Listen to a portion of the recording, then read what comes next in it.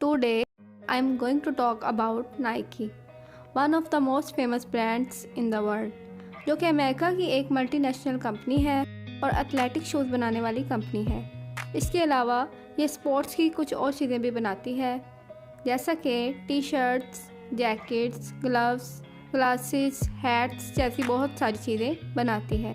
और यही वजह है नाइकी स्पोर्ट बिजनेस का वैल्यूएबल ब्रांड है। शायद बहुत कम लोगों को पता होगा कि नाइकी कंपनी की शुरुआत ब्लू रिबन स्पोर्ट्स के नाम से हुई थी और इसके जूते को सबसे पहले कार की डिग्गी से बेचना शुरू किया गया था।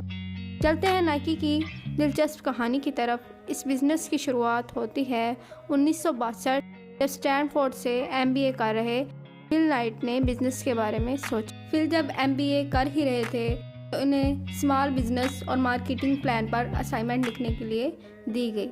फिल को स्पोर्ट्स और रनिंग भी बहुत पसंद थी, इसलिए उन्होंने जूतों के बारे में लिखा और यही असाइनमेंट बनाते वक्त उनके दिमाग में सस्ता, मजबूत और बेहतरीन क्वालिटी बनाने का आइडिया आया। और इस आइडिया को पूरा करने के लिए स्टडी के बाद जापान चले गए, जहां उन्होंने टाइगर के सस्ते मजबूत जूते देखे नाम की कंपनी बनाती थी। फिर ओनित्सुका के ओनर से मिले और ये बताकर टाइगर ब्रांड के जूते बेचने के ले लिए कि वो ब्लू रिबन स्पोर्ट कंपनी के मालिक हैं। ब्लू रिबन स्पोर्ट कंपनी अभी तक बस फिल के दिमाग में थी कि असल में जब फिल को टाइगर शूज़ के सैंपल दिए गए तो इसे बेचने के लिए सबसे पहले बिल मॉर्गन के पास आ गए, जो ग्रेजुएशन के दौरान इनके स्पोर्ट कोच रह चुके थे। बिल मॉर्गन ने इस सैंपल जूते को पसंद किया, साथ में फिल के बिजनेस के मॉडल से भी बहुत खुश हुए और फिल के बिजनेस पार्टनर बन गए। आगे चलकर मॉर्गन फिल ने मिलकर $1000 के कैपिटल से 25 जनवरी 1964 को ब्लू रिबन स्पोर्ट नाम की एक कंपनी बनाई और फिर सबसे पहले उन्होंने जापान की जूते बनाने वाली कंपनी ओनित्सुका टाइगर ब्रांड के 300 जूते के जोड़े मंगवाए, जिसे उन्होंने स्कूल के बाहर कार की डिग्गी से बेचना शुरू किया, जिससे उन्होंने $8000 की कमाई की, जो कि अगले साल बढ़कर $20000 तक पहुंच गई।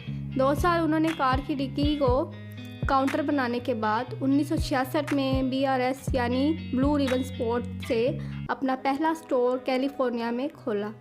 अगले साल जूतों की हाई डिमांड में चलते डिस्ट्रीब्यूशन के नाम को और फिर मैसाचुसेट्स में एक स्टोर खोला। आखिरकार 1971 में ब्लू रिबन और ओनित्सुका में कॉन्टैक्ट ख़त्म हो गया। BRS ने खुद के ब्रांड के फुटवेयर बनाने का प्लान किया। 30 मई 1971 को कंपनी का नाम BRS को चेंज करके नाइकी रख दिया गया। इसके लोगो को कैरोलिक नाम के ग्राफिक डिज़ाइनर ने डिज़ाइन किया। टिक मार्क लोगो जल्द ही नाइकी की पहचान बन गई। 1980 के आसपास नाइकी ने फुटवेयर के अलावा क्लोथिंग और ट्रैक सूट जैसे बिजनेस को ऐड किया, जो कि अमेरिका की यूथ के लिए फैशन का दूसरा नाम बन गया। नाइकी के कलरफुल जूते और स्नीकर्स की अमेरिका के टीन एजर में खूब डिमांड थी। यही वजह थी कि 1980 तक नाइकी ने मार्केट के सुपरसेंट हिस्से पर अपना कब्जा जमाया। चलकर 1984 में famous basketball player Michael Jordan को इसके प्रमोशन के लिए साइन किया गया। फिर आगे चलकर Tiger Woods, Roger Federer, Rafael Nadal, Serena Williams और रोनाल्डो जैसे बहुत सारे मशहूर प्लेयर इस ब्रांड की पहचान बने। इसके अलावा नाइकी 2005 से इंडियन क्रिकेट टीम की स्पोर्ट किट का स्पॉन्सर बना और 2015 तक इस कंपनी का रेवेन्यू बढ़कर $30 बिलियन तक पहुंच चुका था। फिल नाइट दुनिया के अमीर लोगों में 15 नंबर पर है।